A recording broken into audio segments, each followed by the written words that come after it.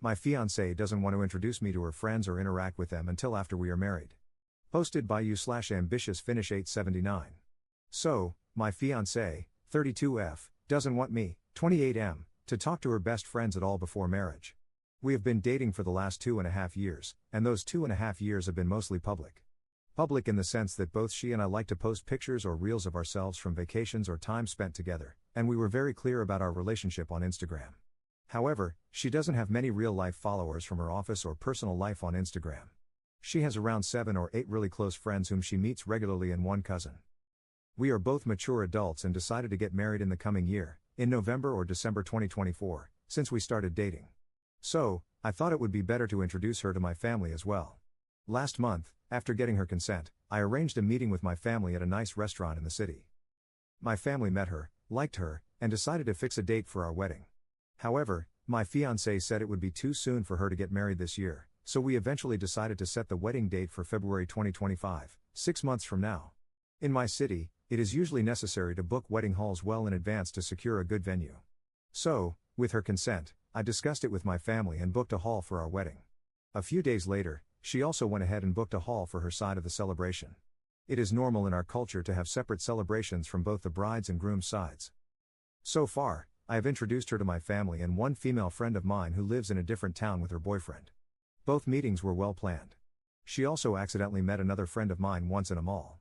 However, I have never formally met any of her friends, except for 1 or 2 accidental encounters. For example, once, I was driving my fiancée somewhere, and 2 or 3 of her friends hopped into the car, and we exchanged a few words as we traveled. Her friends were, of course, aware that we were dating. Now, a strange incident happened last week that left me really confused. I received a text from one of her friends on Instagram. Before this, I had never spoken to this friend except once, a year ago, when my fiancée wasn't talking to me due to a fight. At that time, I texted her friend politely, asking her to talk to my fiancée, as she was a good friend and might be able to help. She agreed to talk to her. I only messaged her friend because I felt my fiancée was going through a lot. She had a huge financial loan, was dealing with family issues, and was also upset with me. Shortly after, my fiancée called me angrily about DMing her friend on Instagram and told me never to talk to her again. I was surprised but complied, as our relationship wasn't very stable back then, and I wanted to give her space.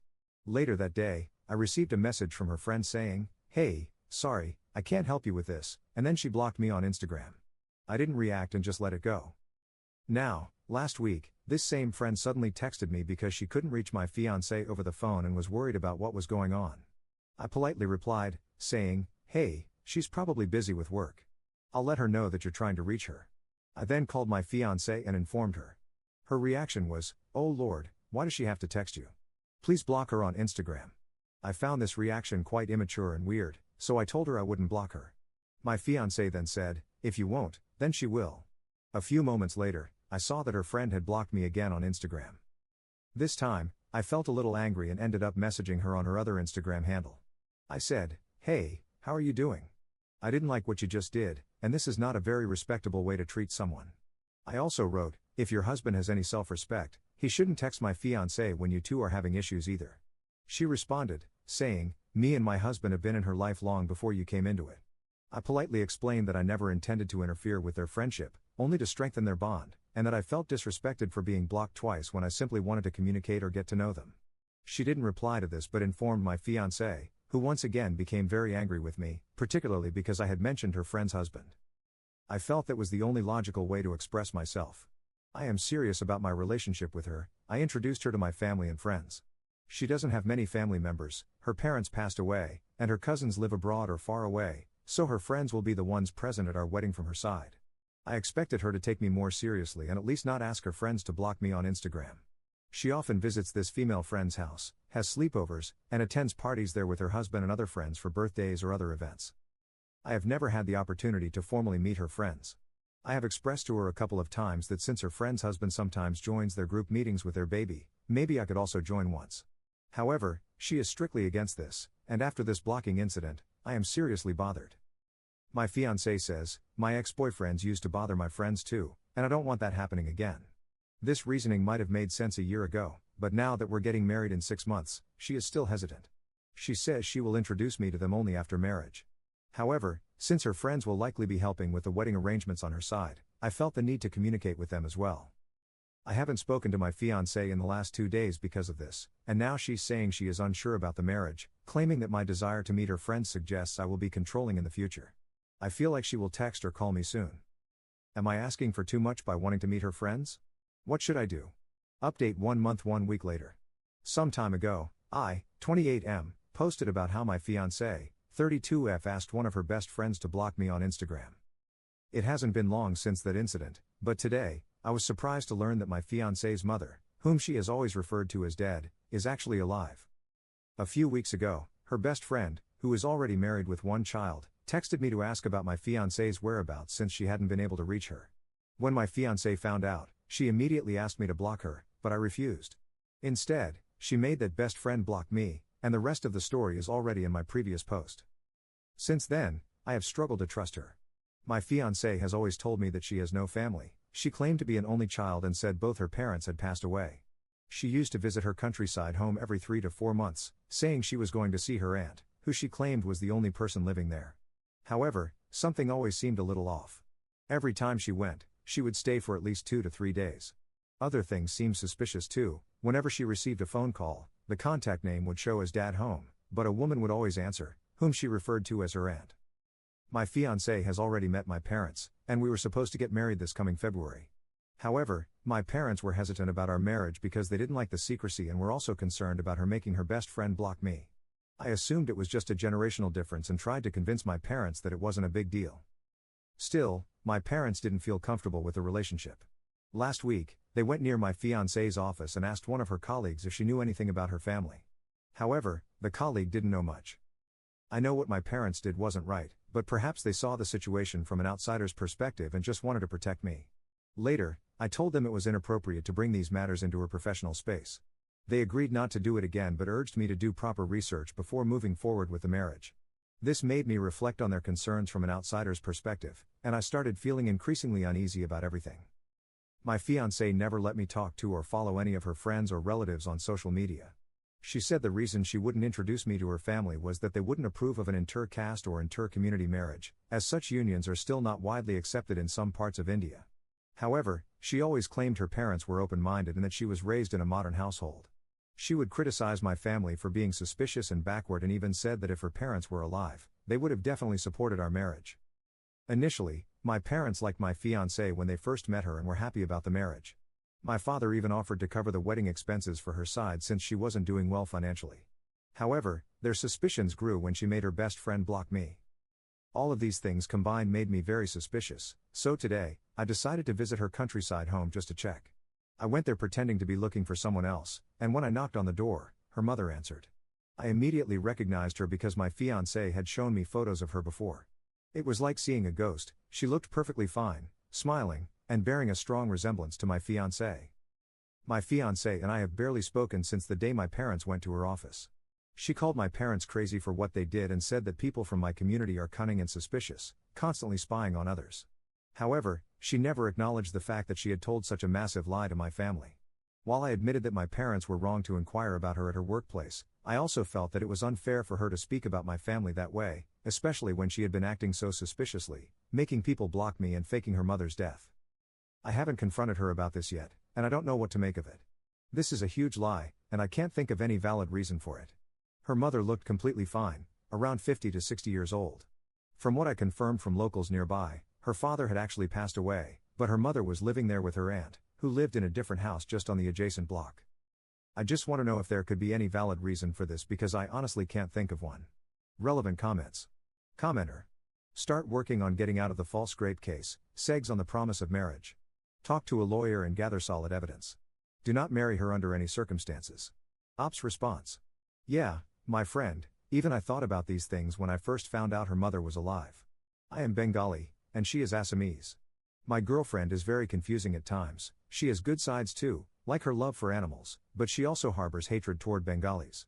I was always scared of that side of her and never really knew what to do. When I look back, I remember very fond memories of us together, you know. She was a huge fan of animals and always rescued injured ones. She has an injured pigeon, an injured cat, and 6 birds in her apartment right now. This paradox is killing me with doubt on the inside. She had very good sides to her, but also very suspicious and quite scary ones. There are terrorist outfits in Assam, and I'm scared. What if she was even a part of one? Although I never got any proof of it. I really don't know. One of her friends, a couple friend, was also linked to taking people's money in the name of high returns and not returning it. That friend once took some of my girlfriend's money as well and didn't return it. My girlfriend told me they had a bad fight and didn't talk for a year, but just 2 months ago, she suddenly started talking to that friend again. So these things are quite suspicious. The logical side of my brain is telling me that just because she liked animals doesn't mean she loved me. She used to say how good the dog was, it stayed the way she kept it and never complained like humans. But then I told her, that's because it's a dog, not a human. Humans will always have their own likes and dislikes. I explained this to her very gently, but she just said, yes, that's true, but I like animals the most. I don't know exactly. Who is she? Second update 1 month later. So, it's been about a month since I posted my question about my fiancée's strange behavior and her lie about her mother being dead. Today, I thought I'd share a small update on the situation because many of you have been asking for it. After discovering that her mother was still alive, I was in shock for a few days. But gradually, I started to feel better, though I was still eager to understand if I had done anything wrong, especially because I had seen both the good and bad sides of her. Now that some time has passed and I can think more clearly, though I do miss her at times, I reflect on what I know about her. She is naturally very compassionate and has shown great kindness toward animals, adopting or helping several stray animals during the 3 years we were together. I've seen her experience happiness, sadness, and vulnerability.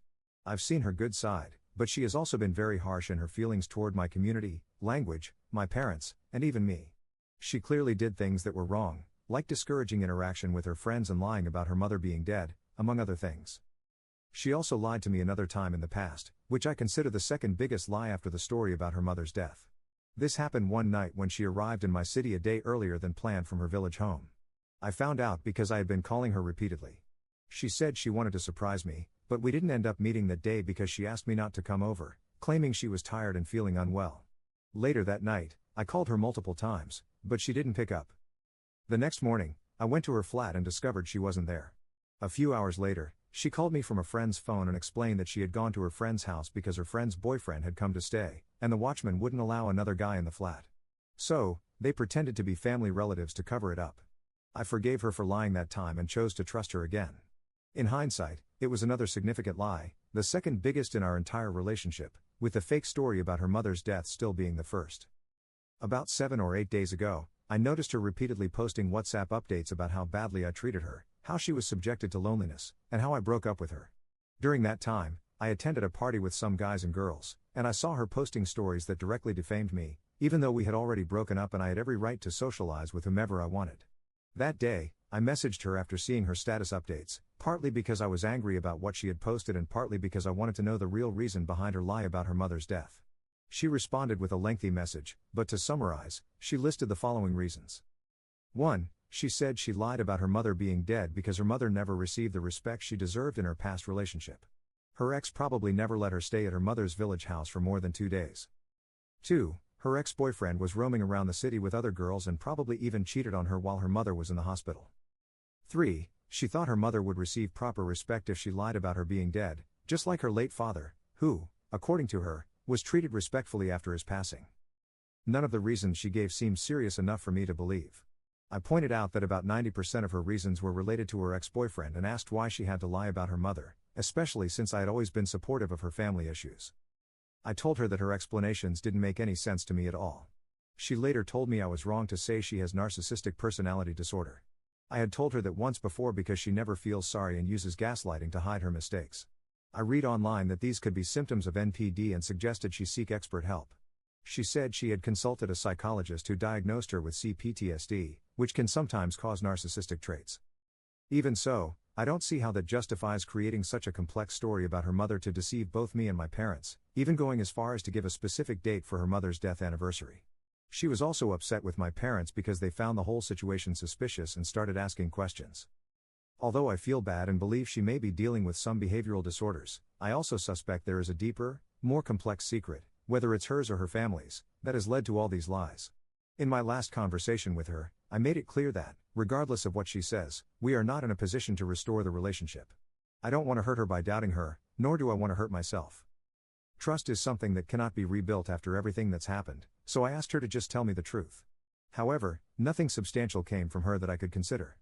So, that's the update. I've decided to move on with my life without her, as there's no way forward in this situation. Relevant comments.